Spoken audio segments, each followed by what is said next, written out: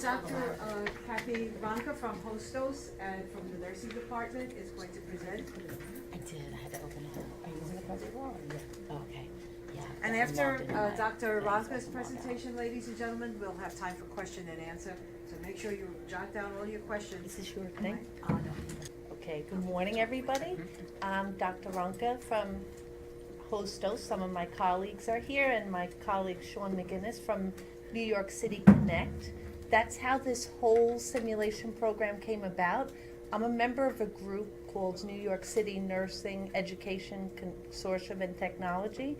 I think there's some former members back there too.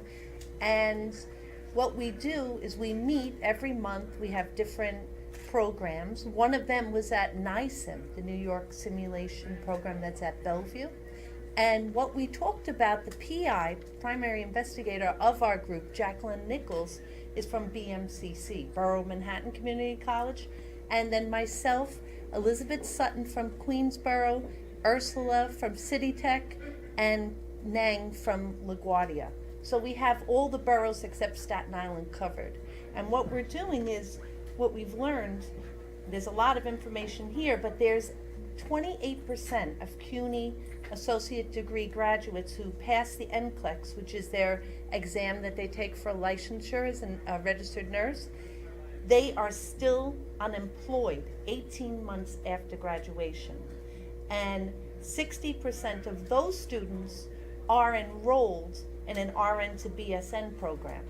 So while they're enrolled in those programs, many of the courses are just online or pedagogical in the classroom. They don't have clinical component. So they're losing their clinical skills that they've learned during their time in nursing school, whether it be in the classroom, the lab, or going to the clinical area. So what we've decided to do is ask the question that is an intensive 1-week program using high quality simulation experiences, can it jumpstart and enrich the clinical competency of those unemployed associate degree graduates that are enrolled in a BSN program? So between all of us, we are going to work with those students. We're going to prepare a focus group from hospitals and ask them, what do they want? What do they expect of their new nurses that are coming in? What clinical skills, critical thinking, competency gaps? Hospitals spend a lot of money on educating and training new nurses, and they want people coming in that have some skills that they can work with, and then those students don't leave after a year. After they give them this big training program and they get trained, a lot of them will then move on to another job. So hospitals are interested in working with us to help the students continue, but they also want students that have not lost those skills. Now, we're not talking about working as an engineer building the World Trade Center. We're talking about nurses taking care of you in the hospital. You want these nurses to have skills. You don't just want people. You can have a 4.0 graduate walk in, she's the smartest one in the class, and she goes to take a blood pressure and she's stumbling. The basic of skills. If I'm the patient in the bed, I'm getting a little worried now, okay? Because now she's got to put an IV, draw blood from me. She's got to do procedures on me. I want her to have skills. This program that we have, it's a pilot program. We've now applied for the CIRG grant between the community colleges. And what we are going to do is take them down to Bellevue for a week to the simulation and give them an intensive scenario. I don't know how many of you are, aware of what a simulation program is, but they have, in this particular one that we're using, Shadow Health, there's a model, Tina, and the students actually log in, they're pre-tested, and they have to answer questions, interact with Tina. They have to ask her, how is she feeling? There will be things wrong with Tina. She will have high blood pressure, diabetes. The students should be able to pick up on these things. And what it gives us is a completely videotaped response that the students do to this scenario. And then they'll have the simulation for a week And then we will do a post-test and give it to them again and see how well they've learned their skills. And we'll know where the competency gaps are and where we can help them. And we can work with our focus group, the hospitals, and everybody else that we've gotten together. We're going out to the community and getting a whole group of people to sit in with us and tell us what these nurses need and what we can do to help them. So the criteria for participation is you have to be a graduate of one of the participating ADN programs in CUNY, the groups that I mentioned. You have to have your New York State RN license, which is passing the NCLEX exam. You have to be currently enrolled in an online RN to BSN program, and you have to be unemployed for 6 to 12 months since graduation. In addition, you have to be committed to completing that entire 1-week pilot program and the post-evaluation. What we're going to do is get 10 applicants. There were 5 schools mentioned. City Tech won't be participating in it, but the nurse from there did work with us on this. 10 applicants will be recruited from each of the schools for a total of 40. And like I said, they'll be practicing with Tina, and then not only will we have the results of what they've done on the pretest, we also will have them enter information into the electronic medical record. And if any of you go to the doctor now, most doctors are into the electronic medical record. Some, you still will see 1 or 2 with the old paper charts, but that's by 2016, Medicare and Medicaid will no longer reimburse them. They have to get in line now with the electronic medical record. And a safety factor with that is also the e-prescription. So if you go to your doctor today, your prescription is off to CVS, you just go in and pick it up. They're getting rid of the paper prescription for a number of reasons. Also, I mean, it helps us as the patient, it helps CVS, there's no errors. Doctors are not known for legibly writing their prescriptions, so with an e-prescribe, errors can still happen because they can e-prescribe under the wrong name. They can do, digital mistakes like that. So technology helps us, but at the same time, the student nurses have to be ready and able to document it in an electronic medical record as well. Vital signs, and it's important. Think about if you're talking about a child and the child needs medication. We're the only system in the world that uses pounds, not kilograms. But our medication system is by kilos. So if I'm the student nurse and she's working on this electronic medical record and she enters the weight, the child weighs 17 pounds, and she puts it in as 17 kilograms. And everybody that comes after this gives that child that medication based on 17 kilos. Kilos are 2.2 to every pound. So we right now have a huge error. When you're talking a child and kilos of body weight, we want to eliminate those type of errors.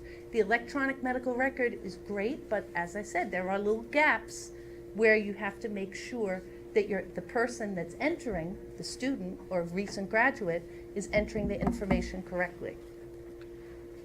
So they'll do, as I said, the pre-test, they'll do the documentation. Everything will be based on the National Patient Safety Goals, competencies, medication administration safety. That's what you want. You want to get your medication in the proper dose at the proper time. You want to manage the acute patients with respiratory and cardiac disease, because that is mostly what you see in the hospitals today.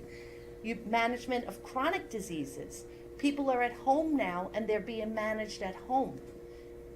The insurance companies do not want to pay for you in the hospital, and we are mandated to provide that care in the home in a safe manner. So the students will be doing a lot of home care. It's exploded home care. So we're preparing them for careers in that. A post-test will be administered, and during the simulation portion of it, each participant will demonstrate their critical thinking and reasoning skills, and will be using the Creighton simulation evaluation instrument. The best part is the debriefing session. After each simulation scenario, we take the students into a debriefing and we go over step by step. We have videotaped how they've done the different core competencies, and we go over it with them. And in the debriefing, it's not really to be critical, but it's to learn from your errors and understand the rationale. Why, okay, for example, somebody who's there with a allergic reaction. What's the first thing if the patient is receiving an antibiotic called vancomycin, a very strong antibiotic? What's the first thing that you should do if you go in and the patient is telling you, I'm having some difficulty breathing, they're breaking out in a rash? What's the first thing that the nurse should do? Turn it off. And then figure out what's going on. Take care of the patient, take care of the airway. So it's a step-by-step module where we can assess what they're doing and if it's appropriate. So there's 4 phases. Right now, we've applied for the grants, and during the fall, we'll be meeting with the staff down at Bellevue, going over everything, identifying our scenarios, setting everything up. We'll receive more training. I've gone down there a couple of days now. I really enjoyed it. And then in the spring, we'll keep meeting again. We'll be all set up to go. And then in the summer, we've already identified a proposed week, which will be June 6th to the 10th, and that's when we'll do our implementation. Prior to it, the candidates will be given their reading assignments and instructions to do the modules at home, and they'll have everything there. When they come in day 1, we'll be able to review it and do remediation if necessary on day 1. Also, day 2, they'll start with their scenarios. They'll have chronic diseases, as I mentioned, diabetes, hypertension, COPD. Then on day 3, we're also having paramedics come in so that they can do a transfer of care. And when a paramedic brings somebody into an emergency room or a nursing home, and how the nurse assesses that patient based on the complaint coming in. Day 4, we'll be doing the community-based setting, the home care. And day 5, we'll do a post-test, post-evaluation and competency ceremony. And then we are going to have career counselors, resume writing, and job interviewing skills workshop for them, all set up. So we're working on it, and hopefully then, after everything takes place in the first week of June, we'll collect our data. We have a research analyst who's going to help us compiling and analyzing the data, and then we're going to produce a final report, and we plan to disseminate the results and publish it. And we also have identified, as far as we know, no other program or institution is doing anything like this. Maybe there is data out there, but from what we've looked at, no one else is doing this. And it's something that I think will really work well for the graduate nurses, for the employers, and for us too. We'll enjoy teaching them and helping them with their critical thinking skills. So Jacqueline Nichols will be the PI. We have our roles. All of us will work together reviewing what's happening. We'll measure everything, like I said. The focus groups, we'll be working on the focus groups between now and the fall to get their information on what we should be doing. Shadow Health, I just have had the experience of working with it, but it is everything set up for you, and the fact that you compile all your data electronically is half the battle. If any of you have done research, you know what it's like getting everything. Well, everything will be there for us. We just have to sort through it. And then we'll be doing our training evaluation, including myself. I'll be going down for more training so that I will be able to participate in this. And they'll do observations of me doing the simulation and skills training, and that way I can learn more about it. And those are our references. Any questions? I'm very excited. I'm excited to be a part of New York Connect. I was lucky to go down and be a part of that group, and I think it will be a wonderful thing for our nursing graduates. Any questions? Thank you.